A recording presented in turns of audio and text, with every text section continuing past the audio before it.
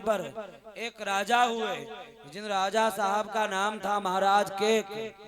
Cake राजा ने गुरुजी की तपस्या की, गुरुजी खुश हो गए। राजा साहब मांग ले, क्या मांगना चाहते हो? तो राजा ने कहा गुरुजी हमारी कोई इच्छा नहीं है, तुम्हें ही जो देना चाहो दे दो, ऐसा होना चाहिए। एक जगह हम कथा कह रहे थे तो मंदिर पर, वहां मंदिर के बाहर लिखा था दीवार पर, रोज रोज मांगने आते हो कभी मिलने भी आया करो, ऐसे लिखा।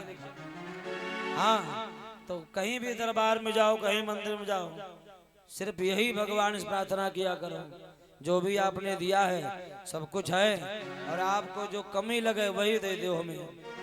राजा बहुत होशियार, राजा ने कहा गुरुजी जो आपको लगे वही दे दो, हमारी कोई इच्छा नहीं है। तो गुरुजी ने कहा राजा साहब मैं तुमको आशीर्वाद दे रहा हूँ, आज के बाद तुम पशुपक्षियों की, जीव जंतुओं की भाषा समझ जाओगे। छोटे छोटे कीड़ा मकोड़ा, चींटा चींटी क्या बात कर रहे हैं, बैल भैंस भैंसा, गाय बकरी, ये सब क्या बोल रहे हैं, बिलैया बिलौटा क्या बात कर रहे हैं, सब समझ जाओगे।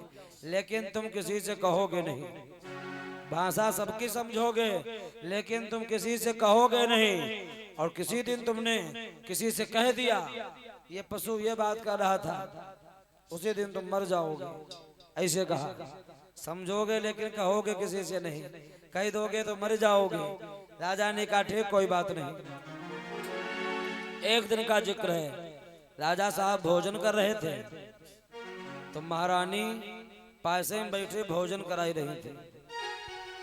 जो हमारी होशियार माताएं हैं, घर में चाहे पति भोजन करे चाहे बच्चे भोजन करें, सब काम बंद करके बैठ के भोजन कराया करो। मालूम हुआ घर में रोटी खाई रहे, अपना टीवी देख रहे, मोबाइल खेल रहे, और रोटी मांग रहे, वो एक आदमी प्रचार आ जाए, प्रचार नाटक, फिर हम रोटी ले जाओ, तब तक उनकी भूख हो जाती है शांत। इसलिए जब तक भोजन किया करें और कोई काम ना किया करें। महारानी बहुत होशियार है भैया, राजा साहब भोजन कर रहे, पास में बैठी भोजन कराई रहे। तब तक राजा ने देखा एक चींटी रसोई से आती है और एक चावल उठा करके लाई, चावल रसोई से। तो उधर से एक चींटा आ रहा था, रिक्शा मॉडल। चींटा चींटी को हड़काने लगा, नालायक तूने नहाया नहीं और बिना नहाए रसोई से चावल कैसे उठाई ले आई? तो चींटी ने चींटा से कहा तुम तो गंगा नहाए के आई रहे हो, यह रसोई में घुस जाई रहे, तुम कहाँ जाई रहे? तो राजा तो भाषा समझते थे भैया, राजा को हंसी आई गई, और जैसे राजा हंसे तो महारानी चौंक पड़ी। राजा रानी दो ही लोग हैं, तीसरा कोई नहीं है, महाराज तुम हंसे काहे? तो राजा ने कहा हम काहे हंसे, हम बताई देंगे तो हम मर जाएंगे, क्योंकि हमारे गुरुजी ने कहा था। तो महारानी ने कहा बाबा लोग तो ऐसे ही बताया करते हैं, ऐसे थोड़ा मर जाओगे, बताओ काहे हंसे? राजा ने कहा नहीं बताऊंगा, बताऊंगा तो मैं मर जाऊंगा। महारानी गुस्साई गई, मारे गुस्सा वाले कमरे में यहाँ लेट गए। तो राजा ने कहा देखो हमारी जिद्दिन महारानी है, ऐसे मानेगी नहीं। एक नौकर बुलाया, कहा चलो गंगा जी में खड़े होकर के बताऊंगा, मर जाऊंगा वहीं बह जाऊंगा धार में ही। महारानी ने कमरे से सुना राजा कह रहे हैं गंगा जी में बताऊंगा, तो तुरंत ही कमरा से बाहर निकल आई, चलो महाराज गंगा जी में बताओ। चले काहे हंसे थे? अब देखो इसको मनई की चिंता नहीं है, ये मर जाएंगे या जिंदा रहेंगे। गंगा जी में बताओ। चले दो तीन दासियां बुलाई, कहा पूड़ी और आलू की सूखी सब्जी बनाई रख लो, रास्ता में नाश्ता हो जाएगा। राजा ने महारानी की पालकी तैयार करवाई, अपना रथ तैयार करवाया, जैसे चले। प्रमाण ऐसा मिलता है गर्मियों का समय, इसे जेठ का महीना, एक बगीचे से निकले तो ऐसे बढ़िया हरा भरा बरगद का पेड़, बहुत बढ़िया छाया। राजा ने नौकरों से कहा दोपहरी में यहीं विश्राम करेंगे और जोड़े में चलेंगे 4-5 बजे से, आराम करो सब लोग, नाश्ता पानी कर लो। तो प्रमाण ऐसा मिलता है भैया, सब नाश्ता पानी कर रहे हैं। इधर राजा बहुत चिंता में है, सबसे अलग एकांत किनारे राजा बैठा है। सोच रहा है आज तो हम मर ही जाएंगे, हमारी महारानी बिना पूछे मानेगी नहीं, बचूंगा नहीं आज। सब नाश्ता पानी करें और राजा चिंता में यहाँ बैठे दूर सबसे अलग। तब तक राजा ने देखा पास में ही एक बगीचा है, बगीचे के चारों तरफ जेसीबी से खाई खुदी है, टिबल ब्लेड वाला तार लगा है ताकि कोई जानवर ना जा पावे अंदर। उस बगिया के बाहर, खाई के बाहर एक बकरा और एक बकरी दोनों घास चर रहे हैं। बकरी गर्भवती है, बगिया में कोई जानवर जा नहीं पाता है, घास बहुत बढ़िया हरी हरी खड़ी। तो बकरी ने बकरे से कहा स्वामी जी, तो बकरा बोला कहो क्या कहना चाहती हो।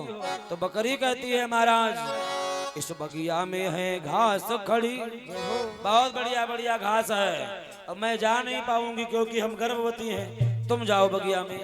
इस बगिया में है घास हरी और स्वामी जी ले करके आओ, स्वामी जी ले करके आओ, स्वामी जी ले करके आओ।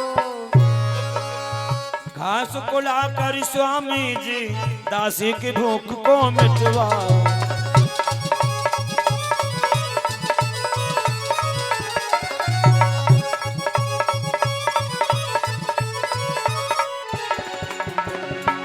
घास को लाकर स्वामी जी दासी की भूख को मिटवाओ। जाओ इस बगिया के अंदर हमारे लिए घास ले आओ। बकरे ने एक दुम्मी मारी बकरी के, पागल इतनी ऊंची बुलडोजर से खाई खुदी है, ब्लेड वाला तिबल तार लगा है, हम जाएंगे हम तो फंस जाएंगे तार में या कट जाएंगे, मैं नहीं जाऊंगा। तो बकरी कहने लगी तुम घास नहीं लाओगे मैं मर जाऊंगी। तो बकरा ने कहा तुम वही मर जाओ, कल हम दूसरी बकरी ले आएंगे। कैसे बतलाई रहा देखो, राजा सुन रहे हैं, राजा तो भाषा समझते थे। बकरी बार बार जिद कर रही है ले आओ घास नहीं तो मैं मर जाऊंगी। बकरे ने गुस्से में कहा मैं राजा केक नहीं हूं, मैं राजा केक नहीं हूं। तो राजा चौंक पड़े, ये बकरा हमारा नाम कैसे जानता। दोबारा कहा मैं राजा केक नहीं हूं जो अपनी महारानी के कहने पर गंगा जी में मरने जा रहे हैं, तुम चाहे अभी मर जाओ हम इस बगिया में मरने नहीं जाएंगे। राजा ने सुना, राजा का दिमाग घूम गया। राजा ने कहा ये बकरा अपनी बकरी को इतना हड़काई रहा है, अरे हम तो राजा हैं, हम अपनी महारानी के कहने पर गंगा जी में मरने जा रहे हैं। तुरंत ही नौकरों से कहा घोड़ा मचाओ तुम यहाँ बोले चलो वापस घरे। महारानी से कहा चलो वापस घरे चलो। तो महारानी ने कहा राजा साहब आप तो कह रहे थे गंगा जी में बताऊंगा, हम काहे हंसे थे और आप तो वापस चल रहे हो। राजा ने कहा घरे चलो घर में बताइए चलो, बात एक ही है, अब प्यार से कह दो घरे चलो भाई घर में बता देंगे। राजा ऐठ कह रहा घरे चलो घर में बताऊंगा। कभी कभी हमने लोगों को देखा और ससुराल से विदा कराए घरे जा रहे हों तो उनकी रास्ता में लड़ाई हो जाती है।